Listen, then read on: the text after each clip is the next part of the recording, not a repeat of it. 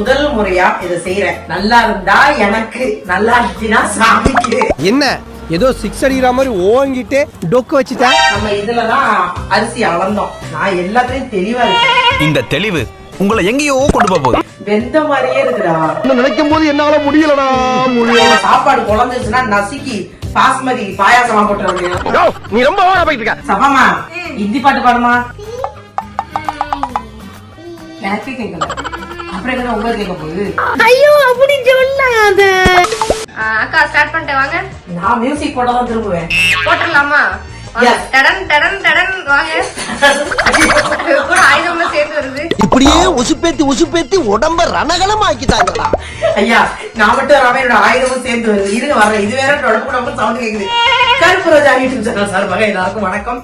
ரொம்ப நாளா கருப்பு ரோஜா பாலாள சாக்கடையில கிடந்தா பரவாயில்ல, பாலாளத்துக்குள்ள போய் கிடக்கு. உடல்நிலை மற்றும் வீடுகள்ல சில சூழ்நிலைகள் சரியில்லாத காரணத்தினால வீடியோ போட முடியல. என் தாயும் அந்த சூழ்நிலை காரணமா கொஞ்சம் பிஸியா இருக்காங்க.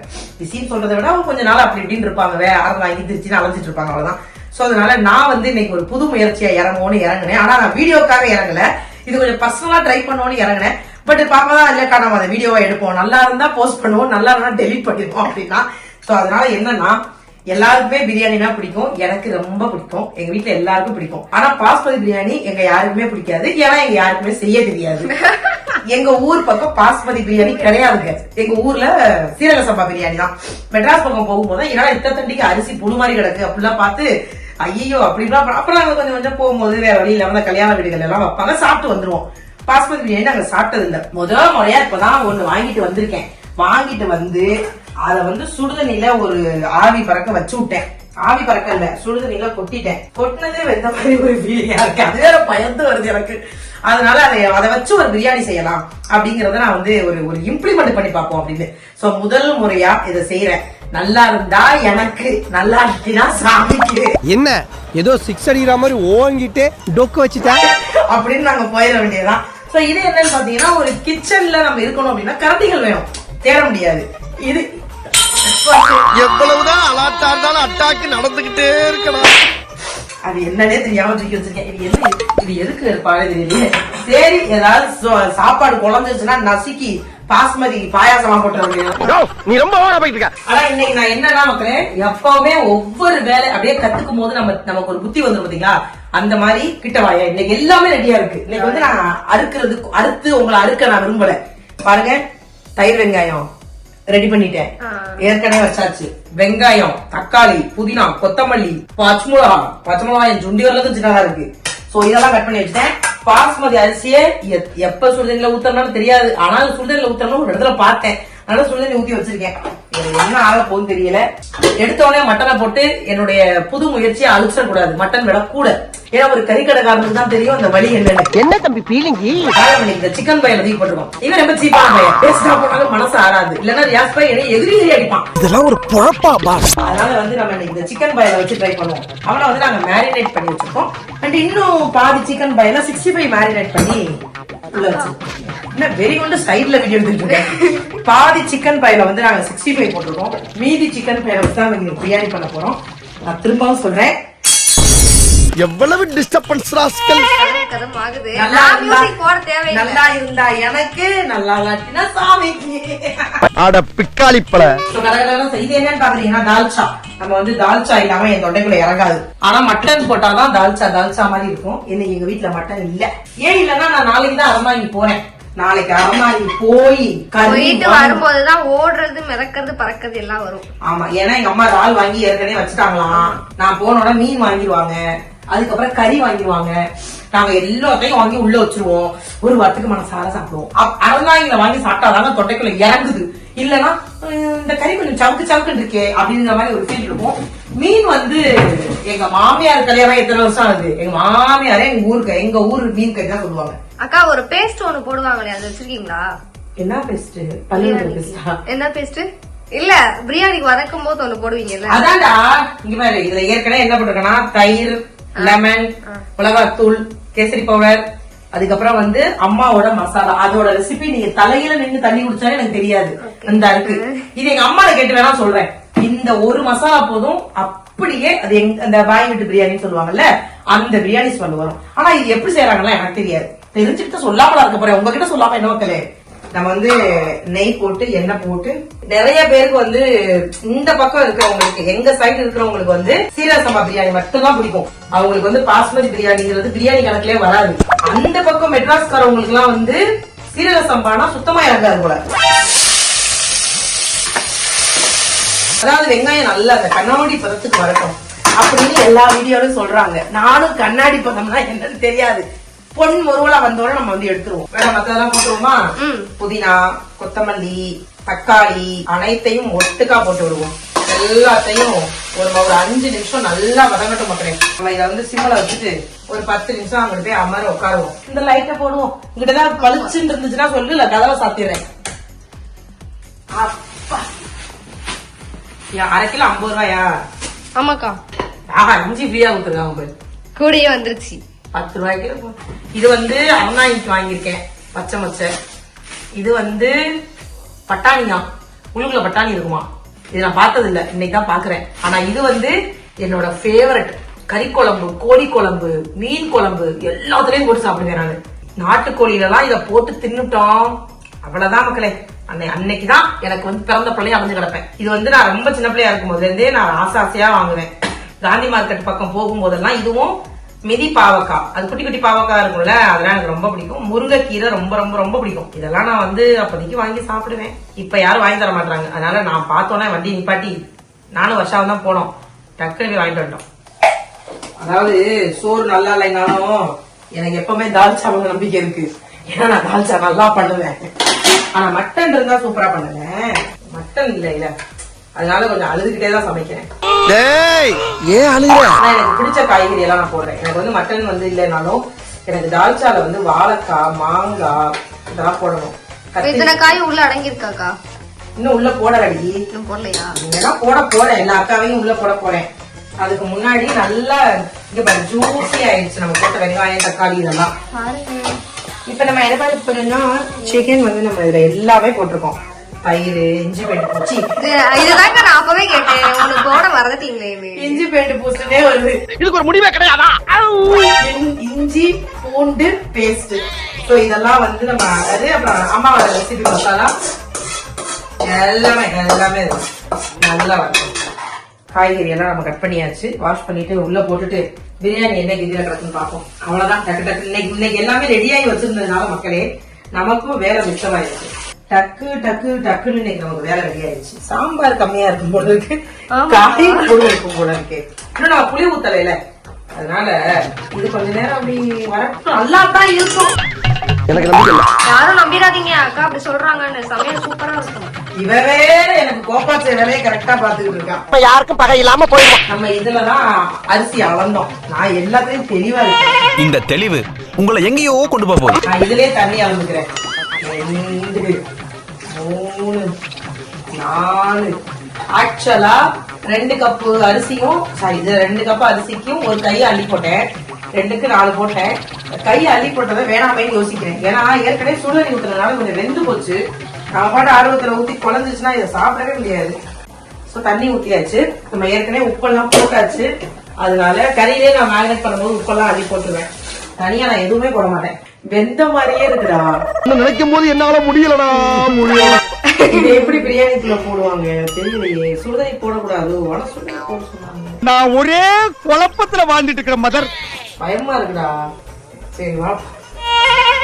அல்லா, ஒழுங்க பாத்துக்கலாம். தண்ணியும் கம்மியா தான் போட்டிருக்கோம். தால்ச்சா மேல மட்டும் தான் நம்பிக்கை இருக்கு. தோசை மாவு இருக்கு, யோசிக்க மாட்டேன். தோசை ஊத்தி சாம்பார் ஊத்தி அடிச்சிருவேன். ஓஹோ, கதை இப்படி போகுதா? மத்தியானம் மணி இப்ப எத்தனைன்னு பாருங்க மக்கா. இன்னும் நாங்க சாப்பிடல. மணி 3:35. இப்ப சப்பா வர்றேன். உள்ள வந்துரும். 3:30 மணி வரைக்கும் சமைக்காம இதை வந்து நான் டிஸ்கஸ் பண்ணி என்ன பண்ணலாம்னு யோசிச்சுட்டு இருந்தேன். இவ்வளவு நேரம் ஆகி போச்சு. ஓகே, இந்த பக்கம் ஆஹா சப்பா வந்துட்டாங்க. போய் நம்ம சப்பாவை கூட்டிட்டு வந்துருவோம். உனக்கு ஒரு விஷயம் தெரியாதா, இருக்கிறதுலயே ரொம்ப ஈஸியான டிஷ் பிரியாணி மட்டும்தான். போட்டோன்னே இறக்கிடலாம். ஆனா அந்த பக்குவம் மட்டும் தெரியணும், அவ்வளவுதான். தலைக்குள்ளன்னு வந்துருச்சு. லைட்டா வந்தோடனே நம்ம வந்து லைட்டா நெய் ஊத்தி மூடி வச்சிருவோம். அவ்வளவுதான். முடிச்சுட்டா பிரியாணி 15 நிமிஷம் 5 நிமிஷத்துல ரெடி, 10 நிமிஷத்துல ரெடி. இந்த பக்கம் தால்ச்சால காய் போட்டிருக்கேன். ஏன் விசில் போடலன்னா மாங்காய் வந்து இதாயிரும். பார்க்க நல்லா இருக்கே அப்படின்னு நினைச்சிடாதீங்க. சாப்பிட நல்லா இருந்தா மட்டும்தான் பிரியாணி. எல்லா வீட்லயுமே நெய் விடுவாங்கடி. நம்ம வந்து எப்பவுமே கொஞ்சம் பிரியாணி முடிகிற ஸ்டேஜ்ல எப்பவுமே அம்மா நெய் ஊத்துவாங்க.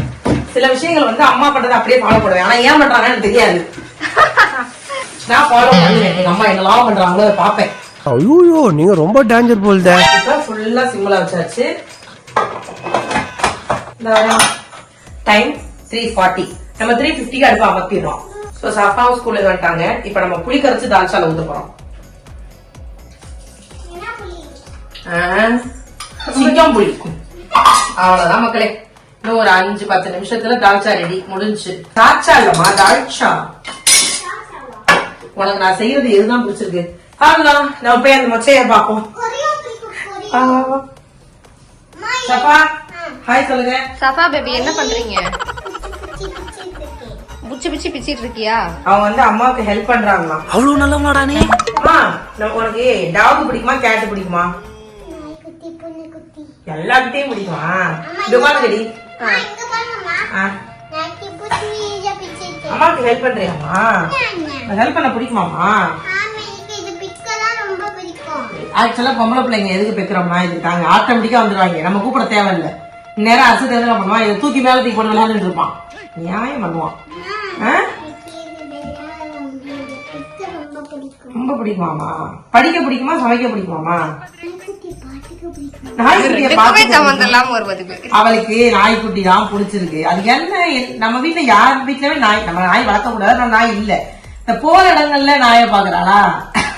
அப்புறம் நம்ம வீட்டு வாசல்ல நம்ம வளர்க்குறோமோ வளர்க்கலையோ எங்களை தாயா நினைச்சு 4 நாய் வாசல்ல இருக்கு.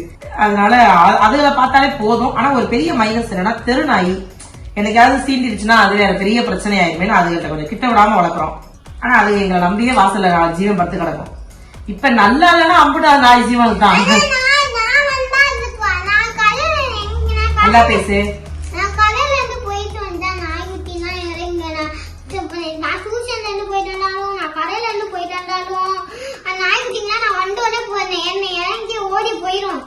ஏன் ஓடி போயிரும்? சபாமா ஹிந்தி பாட்டு பாடுமா? அங்க பாரு அவங்களுக்காக. யாருமே இல்லையே. பாடு பாடுங்க. அம்மா என்கரேஜ் பண்றேன். பாடுங்கம்மா. சத்தமா பாடுமா. சரி ஸ்லோவா பாடு.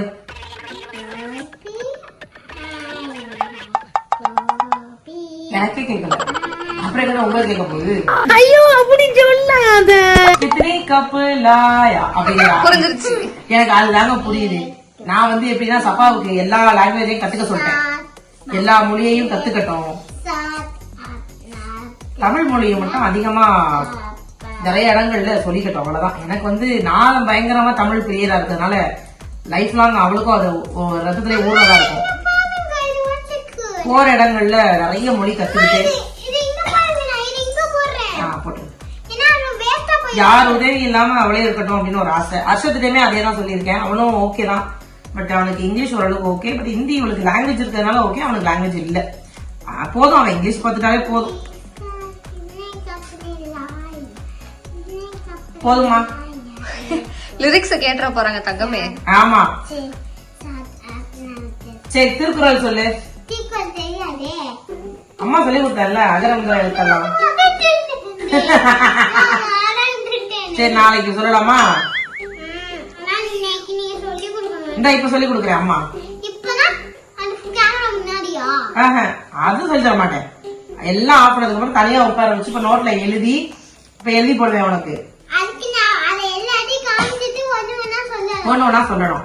மனப்பாடம் பண்ணிட்டுனா உடனே எதுவும் கேமரால உனக்குனா திருக்குறள் நீ சொல்றதெல்லாம் நான் வந்து எல்லாருக்கும் உனக்கு கிஃப்ட் கொடுப்பாங்க.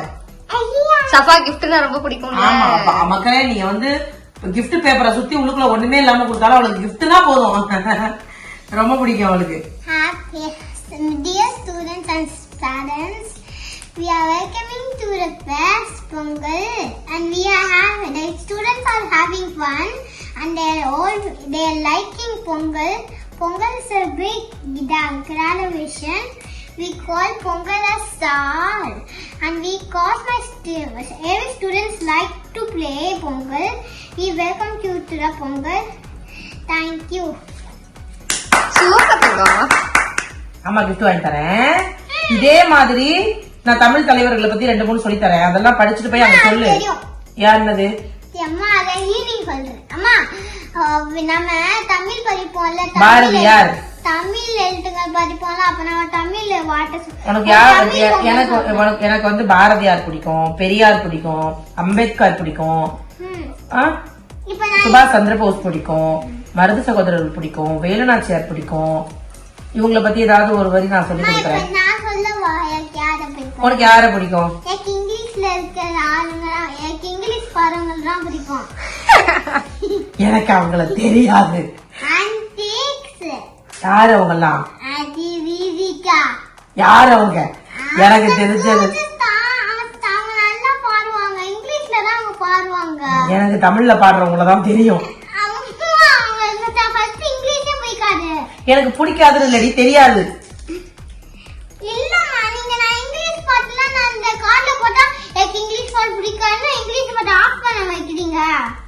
புரியாதா? நீங்க குட்டி புள்ளையா இருக்கும்போது இங்கிலீஷ் பாட்டு பார்க்க மாட்டீங்களா? நான் கவர்மெண்ட் ஸ்கூல்ல படிச்சேன்டி. கவர்மெண்ட் ஸ்கூல்ல அதான் சொல்லி தரடி எனக்கு. அதான் சொல்லி நந்துவாங்க. English teacher, sorry teacher, English sir, ஐயா கண்ணு சார், எங்க போனாலும் நீ அடிச்சிடாதீங்க. எங்க சார் பேர்லாம் எனக்கு ஞாபகம் இருக்கு.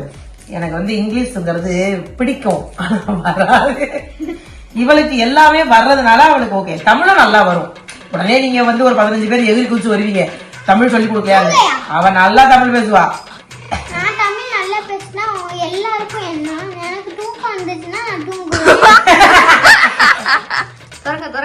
என்னக்கா திறக்குது? திறந்தோம்னா மொத்தமான பேருமேங்கிற பயத்துல இருக்கேன். டால்சா சூப்பரா ரெடி ஆயிடுச்சு. போயிடுச்சு. சரி விடியா, சின்ன புள்ள மாதிரி அழுதுகிட்டு. நானா? சூப்பரா இருக்கு. சூப்பர் டேலண்ட் தான் நீங்களோ. Oh my goodness. வாங்க வாங்க, பிரியாணி பாருங்க, அம்மாட பாருங்க. எப்படி இருக்கு? அப்படியே அப்பட மாதிரியே இருக்குங்க. இப்ப வருஷம் சாப்பிட்டு எப்படி இருக்குன்னு சொல்லுவா.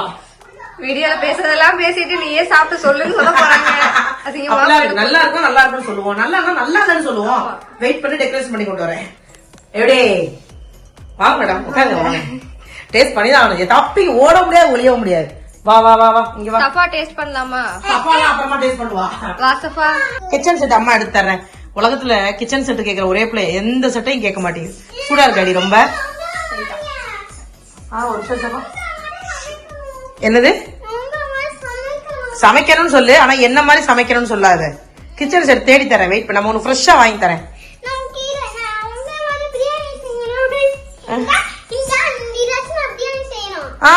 அதை வச்சு நம்ம பிரியாணி செய்யலாம். மேடம் உப்பெல்லாம் எப்படி இருக்குன்னு பாருங்க. சரி உண்மையை சொல்லி தொட. ஆமா நிஜமா நல்லா இருக்கா? ஓகே, இன்னைக்கு ரியாஸ் பாய சாவடிச்சிட வேண்டியதான். நல்லா இருக்கா? Thank you thank you. சாப்பிடு சாப்பிடு. அவளுக்கு அப்புறமா ஊட்டி விட்டுறேன். சஃபாமா வீடியோ பிடிச்சா என்ன பண்ணணும்? குட்டி சாப்பாடு எப்படி இருக்கு? நல்லா தான் இருக்கா? நல்லா இருக்கா? உண்மையான ரிவ்யூ சொல்லு. சூப்பரா இருக்கா?